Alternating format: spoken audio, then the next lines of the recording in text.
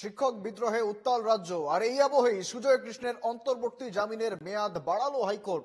নিয়োগ দুর্নীতিতে অভিযুক্ত কালীঘাটের কাকু মেডিকেল রিপোর্টের ভিত্তিতে 30শে জুন পর্যন্ত জামিনের মেয়াদ বৃদ্ধি। মামলার পরবর্তী শুনানি রয়েছে 16ই জুন। ওই সময়ের মধ্যে সিবিআইকে রিপোর্ট পেশের নির্দেশ হাইকোর্টের। হাইকোর্টে স্বস্তি, নিয়োগ দুর্নীতিতে অভিযুক্ত কাকু সুজয় কৃষ্ণ ভদ্রের অন্তর্বর্তীকালীন জামিনের মেয়াদ বৃদ্ধি 30শে জুন পর্যন্ত। মেয়াদ বৃদ্ধির নির্দেশ হাইকোর্টের।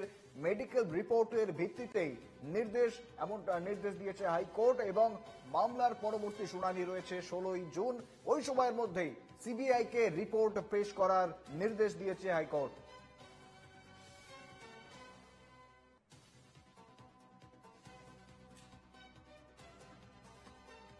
সঙ্গে রয়েছেন প্রতিনিধি দেবিকা মজুমদার। দেবিকা, 30শে জুন পর্যন্ত সুজয় কৃষ্ণ ভদ্রের মেয়াদ বাড়লো অন্তর্বর্তীকালীন জামিনের, আপাতত স্বস্তি, কি রয়েছে আপডেট?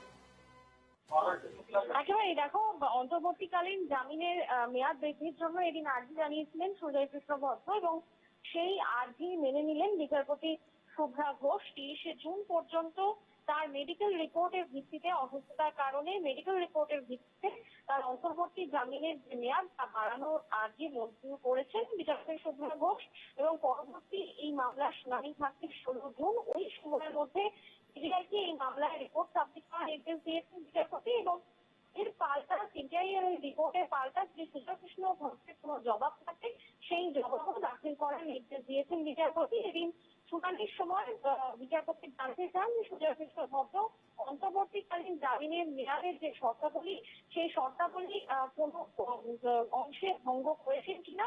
সিবিআই এর উত্তরে জানায় যে তিনি কোনো নিয়ম ভঙ্গ করেননি, তবে তার যে অসুস্থতার কথা বলা ক্ষেত্রে তিনি ছিলেন কিনা সেটা আমরা মেডিকেল রিপোর্ট দেখে খতিয়ে দেখার চেষ্টা করছি।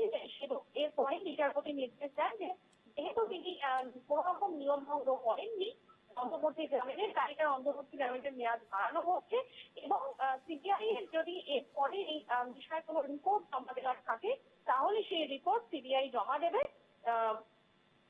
16 জুন এই মামলার পরবর্তী শুনানি থাকছে সেই সময়ের মধ্যে। একেবারে ধন্যবাদ দেবিকা। যেমনটা জানাচ্ছিলেন আমাদের প্রতিনিধি দেবিকা মজুমদার, আপাতত স্বস্তি হাইকোর্টে সুজয় কৃষ্ণ ভদ্রের নিয়োগ দুর্নীতি মামলায় অভিযুক্ত কালীঘাটের কাকু ওরফে সুজয় কৃষ্ণ ভদ্র 30শে জুন পর্যন্ত তার অন্তর্বর্তীকালীন জামিনের মেয়াদ বাড়ল। তার মেডিকেল রিপোর্টের উপর ভিত্তি করেই জামিনের মেয়াদ বৃদ্ধি করেছে হাইকোর্ট। মামলার পরবর্তী শুনানি রয়েছে 16ই জুন এবং ওই সময়ের মধ্যেই সিবিআইকে রিপোর্ট পেশের নির্দেশ দিয়েছে হাইকোর্ট। আমাদের সঙ্গে ছিলেন প্রতিনিধি দেবিকা মজুমদার। ধন্যবাদ দেবিকা।